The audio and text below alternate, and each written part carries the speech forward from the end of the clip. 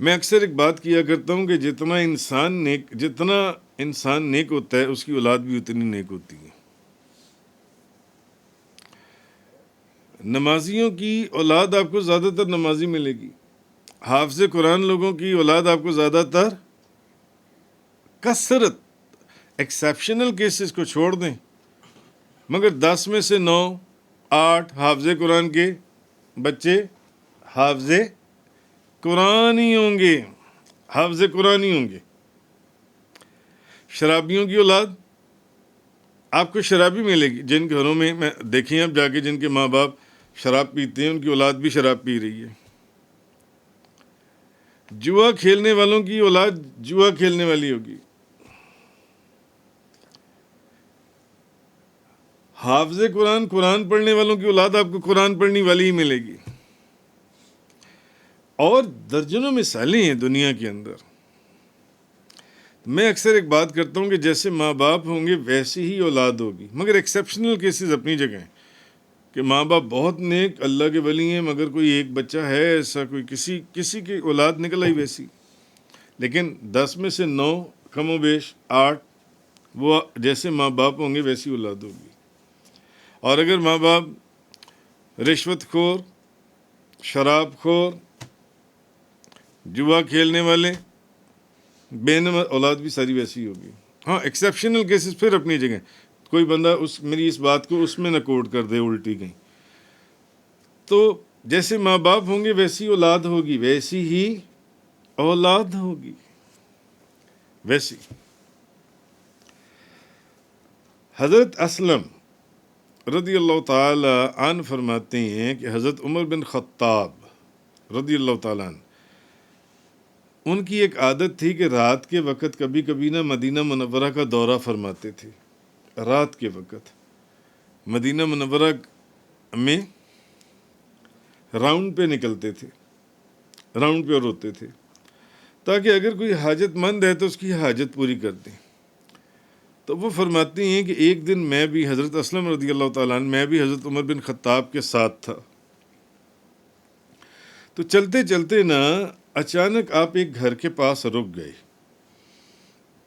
اندر سے ایک بوڑھی عورت یا ایک عورت کی آواز آ رہی تھی جو اپنی نوجوان بیٹی کو کہہ رہی تھی دودھ میں پانی ڈال دو، دودھ میں پانی ڈال دو. اور وہ جو اس کی بیٹی تھی وہ کہہ رہی تھی اماں کیا تمہیں یہ معلوم نہیں ہے کہ حضرت عمر فاروق یہ حکم جاری فرما چکی ہیں کہ دودھ میں پانی نہیں ڈالنا. اب اس نوجوان بچی کی ماں اس کو کہتی ہے کہ آدھی رات کا وقت ہے، یعنی آدھی رات کا وقت ہے، تمہیں یہاں پر عمر فاروق دیکھ رہے، تم نے جو دودھ میں پانی ڈالنا ہے دودھ میں پانی ڈال دو. انہیں کیا معلوم کہ تم نے دودھ میں پانی ملایا ہے، ان کو کیا پتا. اب حضرت اسلم رضی اللہ تعالیٰ عنہ فرماتے ہیں کہ حضرت عمر فاروق اور میں باہر کھڑی سن رہے. وہ جو بیٹی ہے وہ کہتی ہے اماں خدا کی قسم میں ہرگز ایسا نہیں کر سکتی کہ جب ان کے سامنے ہوں، ان کی نگاہوں کے سامنے تو ان کی فرما برداری کروں، اور جب وہ نگاہوں کے سامنے نہ ہوں تو میں نافرمان ہو جاؤں، اب میں اپنی مرضی کروں. شریعت تو شریعت طریقت کا کرکس ہے، طریقت کا. اس نے کہا ماں یہ نہیں ہے کہ ان کی نگاہوں کے سامنے تو میں ان جیسی بن جاؤں جیسا وہ چاہتی ہیں، اور جب میں بعد میں ہوں یعنی ان کے سامنے تو سچ بھی بولوں اور ان کے حکم کے اوپر عمل کروں، اور جب وہ نہ ہو تو پھر میں جھوٹ بھی ہر غلط کام کروں. نہیں، ایسا نہیں ہو سکتا. بھلے حضرت عمر فاروق مجھے نہیں دیکھ رہے، مگر اماں میرا رب تو مجھے دیکھ رہا ہے کہ تو مجھے کہہ رہی ہے دودھ میں پانی ڈال دے اور میں دودھ میں پانی ڈال دوں. میں ہرگز دودھ میں پانی نہیں ڈالوں گی. حضرت اسلم فرماتے ہیں حضرت عمر فاروق نے اس کی ساری گفتگو سنی گھر کے باہر کھڑے ہو کر. اب آپ چلے گئے، اب آپ نے معلومات شروع کی، آپ نے فرمایا پتہ کرو کہ یہ جو اس عورت کی بیٹی ہے یہ شادی شدہ ہے یا شادی شدہ نہیں ہے۔ اب پتہ چلا کہ وہ شادی شدہ نہیں ہے، اس کی بھی شادی نہیں ہوئی۔ تو آپ نے فوراً اپنے صاحبزادے حضرت عاصم رضی اللہ تعالی عنہ کے لیے فوراً وہاں رشتہ بھیج دیا، فوراً، کہ اپنی بیٹی کا رشتہ خلیفۃ المسلمین ان کے ساتھ ان کی بیٹی سے کر دو، ان کے بیٹے سے کر دو۔ انہوں نے رشتہ قبول کر لیا، شادی ہو گئی۔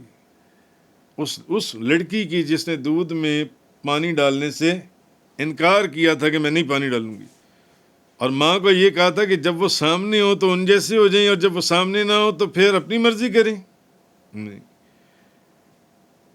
کاش یہ روحانی سلسلے اس بات کے اوپر سوچیں گے، یہ روحانی سلسلوں کے اندر طریقت کا کتنا بڑا سبق ہے۔ اس لڑکی سے حضرت عمر فاروق کے بیٹے کی شادی ہو گئی، حضرت عاصم رضی اللہ تعالی عنہ کی،